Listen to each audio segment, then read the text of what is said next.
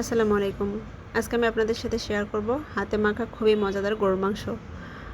এজন্য প্রথমে আমি একটা কড়াই নিয়েছি এবং এতে নিয়ে নিলাম গরুর মাংস। মাংসগুলো আমি আগেই ভালোভাবে ধুয়ে পরিষ্কার করে নিয়ে নিয়েছি। এখানে প্রায় 800 গ্রামের মতো গরুর মাংস হবে। হাড় চর্বি সহই নিয়ে নিয়েছি। এখন দিয়ে দিলাম 1 মুঠ পরিমাণ পেঁয়াজ কুচি এবং 1 টুকরা লেবুর রস। লেবুর রসটা দেওয়ার চেষ্টা করবেন। লেবুর রস না থাকলে ভিনেগারটাও দিলেও হবে, তাহলে মাংসটা তাড়াতাড়ি সিদ্ধ হবে। এখন দিয়ে দিলাম 1 মুঠ পরিমাণ পেঁয়াজ বেরেস্তা। আমি গরম মশলা অ্যাড করব। এখন এর জন্য একটা তেজপাতা ছিঁড়ে দিয়ে দিলাম, 1 টুকরো দারুচিনি, 2-3টা সাদা এলাচ এবং একটা বড় কালো এলাচ। এলাচগুলো দেওয়ার সময় একটু ফেড়ে দিলে ঘ্রাণটা ভালো পাওয়া যাবে। এখন দিয়ে দিব আমি 1 মুঠ পরিমাণ কিশমিশ। কিশমিশটা দিবেন, দেখবেন ভালো লাগবে, স্বাদটা একদম ডিফারেন্ট হবে। সেই সাথে দিয়ে দিলাম বাটা মশলা। আমি 1 চামচ করে আদা, রসুন এবং জিরা বাটা দিয়ে দিয়েছি।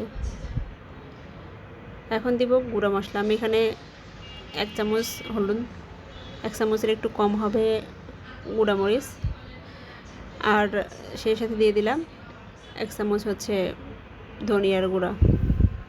এখন দিয়ে দিব পরিমাণ মতো লবণ। সব সাথে শেষে দিয়ে দিব তেল। এটা পেঁয়াজ বেরেস্তা করার তেলটাই আমি দিয়ে দিলাম। এখন ভালোভাবে সব কিছু মেখে নিব। মাখানোর কাজটা একটু সময় নিয়ে করবেন, তাহলে মাংসের ভিতরে মশলাগুলো ভালোভাবে প্রবেশ করবে আর এটা খেতে অনেক ভালো লাগবে।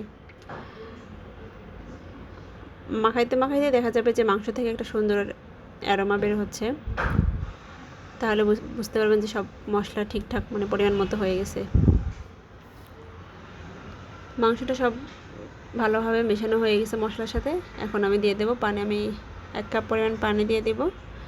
ভালো করে হাতটা পরিষ্কার করে কড়াইয়ের চারপাশ ভালো করে মুছে নিয়ে ঢাকনা দিয়ে ঢেকে আমি সিদ্ধ হতে দিব।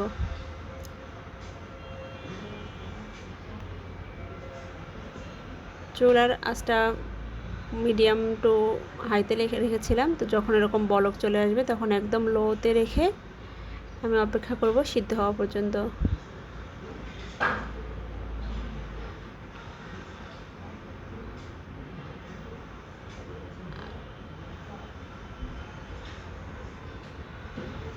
আমার মাংসটা সিদ্ধ হতে প্রায় 40 মিনিটের মতো সময় লেগেছে।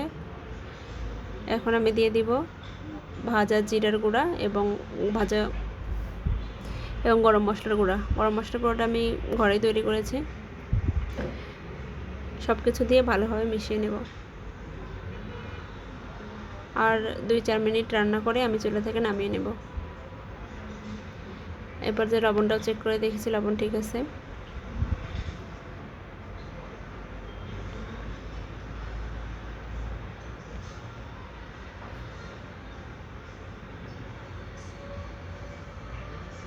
ঝোলটা আপনারা কে কীরকম রাখতে চান সে বুঝে নামিয়ে নেবেন।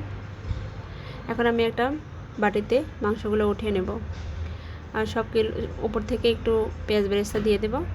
ভিডিওটা ভালো লাগলে অবশ্যই আমার চ্যানেলটা সাবস্ক্রাইব করবেন, লাইক করবেন।